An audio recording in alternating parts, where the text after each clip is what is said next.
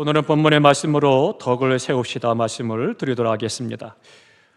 미국의 지미 카터 대통령 잘 아실 겁니다. 퇴임 후에 열정을 가지고 여러 가지 일들을 행하고 있습니다. 그 가운데 하나가 헤비타트라고 하는 사역을 그가 행하고 있습니다. 그래서 전 세계를 다니면서 많은 사람들에게 집을 지어주는 큰 일을 행하고 있습니다. 우리나라에도 몇 번 찾아와서 우리나라에서도 집짓기 운동을 계속했고요. 우리나라는 정근모 박사를 비롯한 우리 젊은이들과 또 대학생들이 방학을 이용해서 자원해서 봉사하고 땀을 흘려 일을 하고는 했습니다. 참으로 보람된 일이죠. 뿐만 아니라 집이 없는 분들에게 희망과 용기를 주는 큰 일을, 정말 귀한 일을 잘 행하고 있습니다. 한 번은 무더운 여름에 망치를 들고 열심히 집을 짓는 카터 전 대통령에게 한 기자가 물었습니다. 일하는 소감에 대해서 어떻게 생각하십니까? 물었습니다. 그때 이렇게 대답했다고 합니다. 나는 한 채의 집을 지을 때마다 단순한 집을 짓는 것이 아니라 한 사람의 인생을 세워지는 것을 보고 있다. 그렇게 대답했다라고 그래요. 단순히 건물, 집을 짓는 것이 아니라 한 사람의 인생이 세워지는 것을 보았더라고 그는 이야기하고 있습니다. 참으로 의미 있는 그런 대답입니다. 오늘 본문의 말씀도 그리스도인이 이 땅에 존재하는 이유 가운데 하나가 서로의 인생을 세워주기 위해서 살아간다라고 말씀해주고 있습니다. 그러니까 19절에 말합니다. 서로가 덕을 세우는 일에 힘을 써라 말씀하고 있고 15장 1절과 2절에서는 강하고 힘 있는 자들이 연약한 자들의 약점을 대신 담당해주고 서로가 선을 이루고 덕을 세우도록 힘을 쓰라 그렇게 말씀해주고 있습니다. 그럼 이 말씀 가운데 세운다라고 하는 단어가 있는데요, 이 말은 원문 히라보에 보면 오이코노메 그런 말입니다. 근데 오이코라고 하는 이야기는 집이라는 말이고 노베라는 말은 세운다라고 하는 뜻입니다. 세운다는 것은 집을 세우는 것이다 그렇게 말씀해주고 있는 것이죠. 우리가 이웃을 돕고 섬기는 일은 이웃의 집을 세우는 것과 같고 이웃의 인생을 세워주는 것과 같음을 말씀해주고 있는 것입니다. 그러면 우리가 어떻게 하면 세우는 사람으로 살아갈 수가 있겠습니까? 첫 번째로는요, 서로가 판단하지 말아야 된다라고 하는 겁니다. 우리는 남을 판단할 만큼 의롭냐? 그렇지 않다라고 하는 거죠. 뿐만 아니라 다른 사람을 정확하게 판단할 만큼 우리가 공정하냐? 그렇지도 않은 것입니다. 그런데도 우리는 너무나도 쉽게 남을 판단하고 정죄하는 그런 경향이 있습니다. 남을 판단한다. 이것은 하나님의 영역입니다. 하나님께서 그를 잘했다, 그렇지 않다라고 판단하고 분별하실 것이지 사람이 사람을 향해서 판단하고 정죄해서는 안 된다라고 하는 거죠. 오늘 보면 13절에 말씀합니다. 다시는 서로 판단하지 말고 도리어 부딪힐 것이나 거칠 것으로 형제 앞에 두지 말아라. 그래서는 공동체 안에 인간관계에 화목을 깨트리지 말아라, 보존하라 그렇게 말씀하고 있습니다. 그리고 왜 이 말씀을 했느냐? 오늘 본문의 말씀을 보면 로마 교회 안에 있는 유대인 성도 또 이방인 성도가 함께 갈등을 겪었습니다. 그래서 그 갈등이 점점 커지고 온 교회가 다 시끄러워졌습니다. 그런데 그 원인이 뭐였느냐? 다른 것이 아니라 음식 문제였습니다. 그러면 한쪽에서는 모든 음식은 하나님께서 주신 것이고 선한 것이니 무엇이든지 먹어도 괜찮아 그렇게 믿고 행하는 그런 분들이 있었습니다. 또 반면에 유대인들은요, 음식 규정이 굉장히 까다로웠습니다. 그러다 보니까 이것은 먹는 음식, 이것은 먹어서는 안 되는 음식 그렇게 구분하기도 했던 거죠. 그러다 보니까 먹어도 되느냐 먹지 말아야 되느냐 이 음식 문제를 가지고 갈등하고 다툼이 있고 서로를 향해서 정죄하는 일들이 많았다라고 하는 거죠. 그래서 바울은 로마서 14장 1절부터 12절까지 보면 그런 말씀을 합니다. 우리 모든 그리스도인은 자유할 수 있다. 근데 그 자유할 수 있기 때문에 무엇이든지 이야기할 수 있고 또 그것을 얼마든지 의견을 말할 수도 있다는 겁니다. 왜냐하면 그것이 본질적인 문제가 아니기 때문이다. 그렇게 말씀하고 있습니다. 예컨대 그리스도인들이 어떤 특정한 음식을 먹어야 되느냐, 먹지 말아야 되느냐, 이것을 성경에 말씀하고 있지 않기 때문이라는 거죠. 지금도 우리는 신앙의 본질적인 문제가 아닌 자유할 수 있는 영역의 문제들을 인해서 때로는 언쟁을 벌이기도 하고 그리스도인의 교제가 깨지기도 하고 때로는 상처를 입는 그런 경우도 흔히 있습니다. 그런데 그것은 어리석은 논쟁이다. 그렇게 말씀하고 있습니다. 어느 교회가 성전을 건축했습니다. 얼마나 기쁘고 감사하고 영광스럽겠습니까? 문제는 성전을 건축하고 난 이후에 교회가 깨어졌다라고 하는 겁니다. 무엇 때문에 깨어졌느냐? 원인을 알고 보니까 참으로 안타깝고 황당한 것입니다. 커튼 색깔이었습니다. 한쪽에서는 빨간 커튼을 해야 된다. 한쪽에서는 하얀색 커튼을 해야 된다. 커튼의 색깔을 가지고 갈등하기 시작을 했습니다. 그래서는 서로가 양보 없이 계속 갈등하다가 결국은 교회는 깨어지고 말았다라고 하는 거죠. 우리가 지금 그냥 말씀을 드리니까 별거 아닌 것 같죠? 무슨 그런 걸 가지고. 그런데 그 교회는 그게 심각했던 거예요. 비본질적인 문제를 가지고 본질적인 것처럼 판단하고 자기를 주장하고 색깔을 내세우다 보니까 결국은 하나가 되지 못하고 깨어지고 만 것이죠. 어떤 다른 교회는요, 강대상을 리모델링을 했습니다. 강단을 리모델링하고 난 다음에 그리고 나서는 십자가를 어디에 달 거냐, 중앙에 달 거냐, 사이드로 옆쪽으로 달 것이냐, 이 문제 가지고 갈등하다가 결국은 교회가 다투고 새 교회로 나눠지고 말았습니다. 많은 성도들이 신앙을 잃어버리기도 했습니다. 참으로 안타까운 일이죠. 별로 중요하지도 않습니다. 비본질적인 문제입니다. 그런데 그것 가지고도 자기 주장만 옳다라고 싸우다 보니까 참으로 안타까운 일이 일어나게 된 것이고, 믿음이 연약한 성도는 믿음을 버리게 된 것이고, 믿음이 있노라는 사람들은 흩어져서 나눠지게 되고 말았다라고 하는 거죠. 바울 사도는 이런 비본질적인 논쟁에 대해서 결론적으로 13절에 말합니다. 서로 비판하지 말아라. 그렇게 말씀하고 있습니다.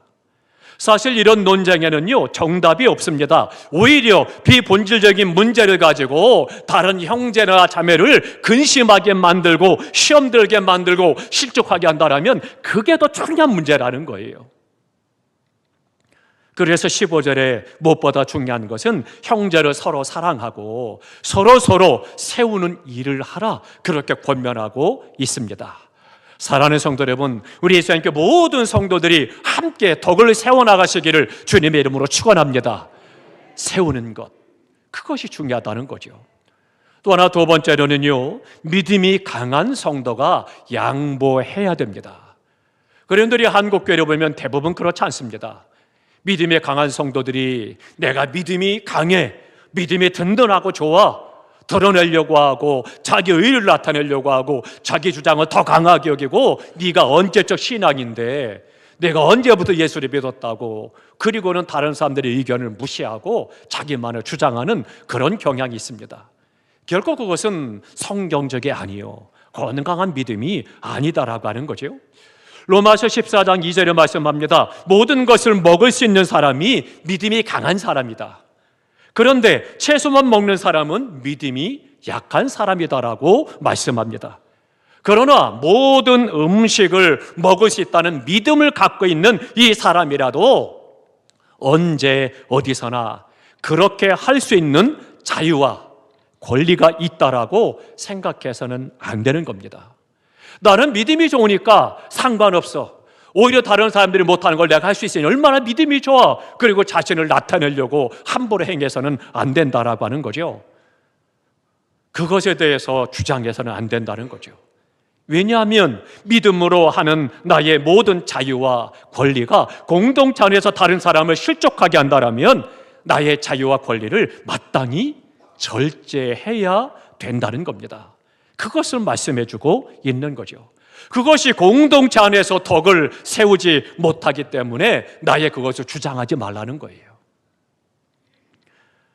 한국 교회는 주처 문제를 신앙의 단계로 확정짓는 안타까운 경향이 많습니다. 그러다 보니까 그 사람이 담배를 피냐 술을 마시냐 그것을 가지고 믿음이 아주 좋은 사람, 그렇지 않은 사람으로 낙인 찍는 그런 경향들이 많이 있죠. 그러나 담배 문제는 성경에 기록이 없습니다. 기호식품이기 때문에 성경에서 명백하게 피워라 피지 말아라 그렇게 말씀하고 있지 않습니다. 건강에 해로우니 그러니 피지 않도록 마시지 않도록 요구하고 있는 것입니다.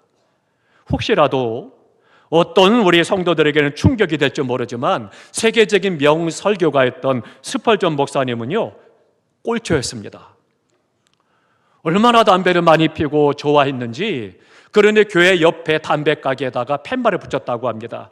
스펄전 목사님이 잘 피우는 담배를 판매합니다. 그렇게 써붙였다라고 그래요. 얼마나 많이 피웠으면 그렇겠어요. 그런데 어느 날 성도님 만물이 찾아와서 목사님에게 이야기를 했습니다. 목사님, 교회 옆에 담배 가게에 목사님이 잘 피우는 담배를 판매한다고 붙였어요. 그래가면서 이제 담배에 대한 이야기를 했습니다. 그랬더니 목사님이 빙그레 웃으면서 이렇게 대답했습니다. 그러면 이제는 내가 담배를 끊을 때가 되었군요. 그렇게 이야기하고 그날부터 담배를 끊었다고 그래요. 그러니까 이 교우가 또 물었습니다. 아니 목사님, 그거 비본질적인 문제라고 하면서 왜 끊으셨습니까? 그렇게 질문을 했어요. 그랬더니 스펄전 목사님이 이렇게 대답했습니다.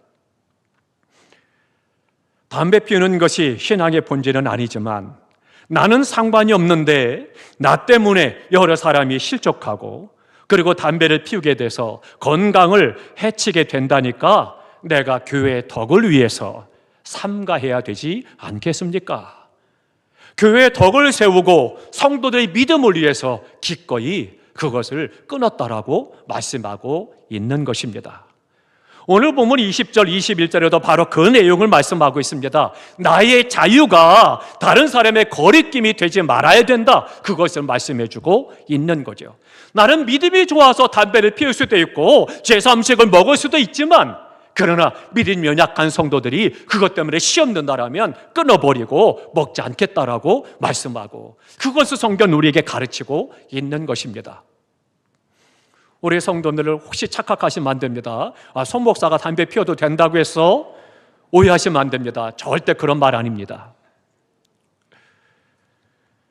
담배를 피울 수 있다 자유로운 믿음을 가진 스펄전 목사님이 이 담배를 피우면 안 된다고 생각하는 성도들이 실족하지 않도록 담배를 스스로 포기한 것이죠.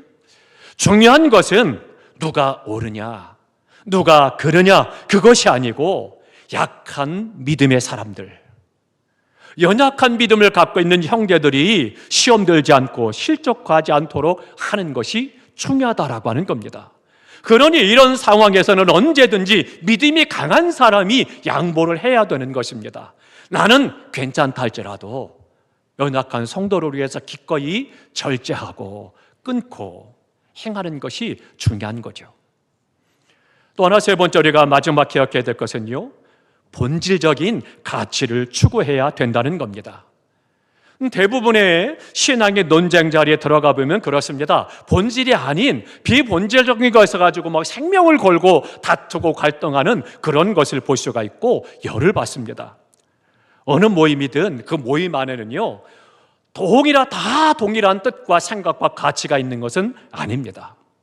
어떤 사람은 개혁 성향을 갖고 있는가 하면 어떤 사람은 기존의 질서를 유지하려고 하는 보수 성향을 갖고 있습니다. 그러니까 모든 공동체 모임은 다 달라요. 획일적으로 한 사상만 갖고 있느냐? 그렇지 않다라고 하는 거죠. 그러니까 모두가 다 얼굴이 각각 다르듯이 생각도 다르고요, 주관도 다르고 취향도 다를 수가 있습니다. 그런데 그 다른 면을 어떻게 해야 되느냐? 서로가 소중하게 여기고 수용해야 된다라고 하는 거죠. 내 주장만 옳고 상대방의 주장은 틀렸다라고 생각하면 안 되는 것이죠. 교회 공동체는요, 생각이 다르고 역할이 다르고 생긴 모양이 다르더라도 모두가 다 그리스도의 몸된 교회의 한 지체다라고 말씀하고 한 가족이다라고 말씀하고 있습니다. 요즘에 수요예배와 금요기도에 계속해서 로마서가 고린도전서 강해를 하는데 동일한 말씀입니다.